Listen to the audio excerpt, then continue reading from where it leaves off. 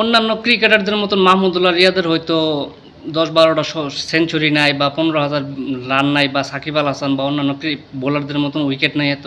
তবে মাহমুদুল্লাহ ছিলেন বাংলাদেশের একজন সাইলেন্ট কিলার, যিনি এই ২০১৫ সালের বিশ্বকাপ বলেন কিংবা ২০১৮ সালের নিদাস ট্রফির সেই লাস্ট ৪ বা ছক্কার কথা বলেন, ঠিক আছে? এমন অনেকই হাসি আনন্দের উপলক্ষ এনে দিয়েছেন মাহমুদুল্লাহ রিয়াদ। তো মাহমুদুল্লাহ রিয়াদই একমাত্র প্লেয়ার, টেস্ট প্লেয়ার আর কি, বাংলাদেশের যে রিটায়ার্ড করার সময় গার্ড অফ অনার পাইছিল। তাছাড়া আর কোনো বাংলাদেশি প্লেয়ার পায় নাই এখন অবধি, ঠিক আছে? তো টেস্টে দেখে তো মাহমুদুল্লাহ চলে গেছে অনেক আগেই।